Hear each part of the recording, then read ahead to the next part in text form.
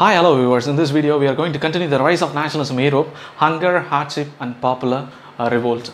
In 1830s, there was a great economic hardship in Europe because population increased a lot in the European continent in the beginning of the 19th century. So due to this one, most of the people, those who are all migrated from rural area to urban area to find employment opportunity. On those days, the job seekers are more number than the employed person. So due to this one, more number of people are migrated from rural areas. They just left their farming activity, entered into urban areas. More number of factories and industries available in the urban areas only. Due to this one, they are forced to live in overcrowded slums, especially in the city areas.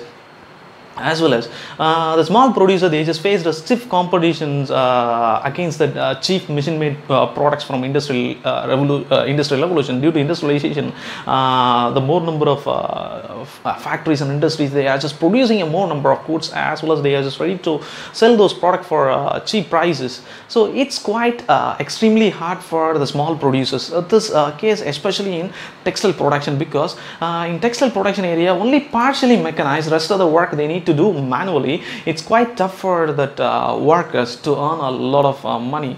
At the same time, another side, aristocrats, they are just still they are enjoying all kinds of privileges, but the peasants, they are just trapped in feudal dues and obligations. Their conditions even are worse and worse. The situation created even worse. That was the year faced such a bad harvest, which lead for widespread pauperism in the European continent. So due to this one, this continued for even the next decade also. In 1848 in France, population increase, the food prices are very high in number, unemployment situation, it's so high. Due to these things, population of Paris, they just came out of the roads and they started protesting against the ruler who just tried to control the situation, like erecting the barricades, but he can't able to control the situation, which forced Louis Philippe flee from that area. After that, what happened? The National Assembly declared themselves as a republic. Even they gave voting rights for all adult men above the age of 21. Even they just guaranteed right to work. They just conducted a lot of workshops for employment. The next concept we are going to learn about the weavers Silesia. In 1845, what happened? Weavers in Silesia, they just faced vast hard times. Silesia actually located in more number of areas located in the Poland country.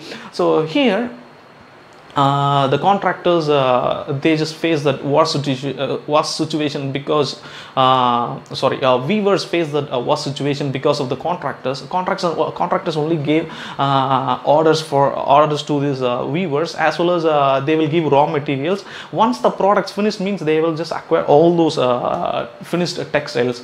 By using the situation, unemployment problem, these contractors, they just reduce the wages very drastically. This incident described by one journalist known as Wilhelm Wolff. He described that even totally 18,000 inhabitants in Silesia, their main occupation cotton weaving, but their situation is very misery, extreme situation. Because of the contractors, they just reduced the pay drastically.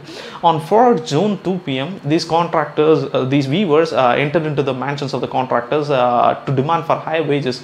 But these contractors, they are not ready to give higher wages. Instead of that one, they just scold and threaten these cotton weavers. Some of the weavers, they just turned very furious and angry. They started attacking the houses of contractors. They started destroying elegant windows, porcelain furnitures, and even they started plundering the well. Some of the peasants, some of the weavers, they just torn the threads. Due to this one, contractor, they just try to escape with their family to nearby villages, but no one is ready to give shelter for these contractors. They just feared about the weavers. Finally, they just got help from the army. The army entered into the scenario and they shot 11 weavers. Finally, that situation came to control. So one side, the revolutions are going, another side, peasants, poor peasants, starvations. There is a lot of problem in the European continent. Even though due to 1848 revolution, France turned as a republic. They just gave voting rights for all adult males. It's turned as a constitutional monarchy. Even though these things are happened, but in some countries they are not turned as a nation state, like Germany, Italy, Ottoman Empire, Ireland. These countries are not turned as a nation states. Here, the liberal, educated, middle class people still they just continue with the demand of national unification, as well as the demand for constitution. They just extended the popular unrest with parliamentary principles such as they demanded constitution, freedom of press, and even freedom of association. The next concept we are going to learn, that is Frankfurt Parliament. In German regions, most of the political association, those who are members of professionals, artisans, and businessmen, especially the prosperous artisans, they came to the city of Frankfurt to vote for all German National Assembly, as well as they voted 831 elected representatives in 18th May 1848. They just moved like a festive procession to assemble in the city of Frankfurt, in the church of Saint Paul. In that place only Frankfurt Parliament convened. After they just assembled, they just drafted a constitution for a German state, like headed by a monarch, which is subject to a parliament. When these constitution offered to that Frederick William IV by the deputies, Frederick William IV, who just rejected this proposal and who just make an alliance with other monarchs to oppose this Frankfurt Parliament. Even other monarchs also, they are just ready to extend their support for Frederick William, because they fear that they don't want these kinds of parliamentary form of government in their countries. So that's why they just extended their full support to Frederick William IV. One side, this Frankfurt Parliament was forced by aristocrats and monarchs. Another side, they didn't get support from that artisan workers, because this Frankfurt Parliament members completely made up of prosperous artisans. They never ready to listen the demands of lower level workers and artisans. So that's why they didn't get support from lower level workers and artisans. At the same time, they were suppressed by monarchs and aristocrats. Finally, this Frankfurt Parliament eroded.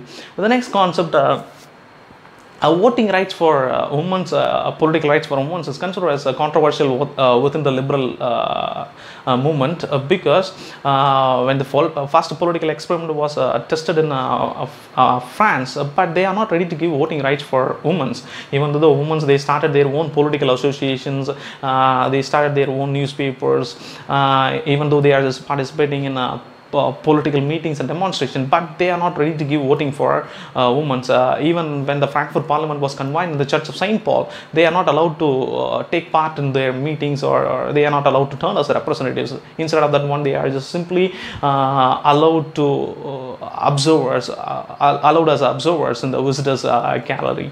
And the last concept, the conservatives. Even though the conservatives, they just easily suppress this liberal nationalist movement, but unfortunately they can't able to restore that old order. They thought, these autocratic monarchs, they thought that the cycle of revolutions, it's like a cycle of repression. They can't able to stop it unless they will give concession for these liberal nationalists. So that's why some of the central and eastern autocratic monarchs, they are just ready to introduce the reforms which was already taken place in Western Europe. Those reforms known as abolition of feudalism, as well as bond labor in the Habsburg dominions, as well as in Russia, as well as they are just ready to give more autonomous rule for Hungarians in 1867. Okay, fine. In the next video, I just try to continue that making of nationalism in Italy and Germany. Bye. See you in the next video.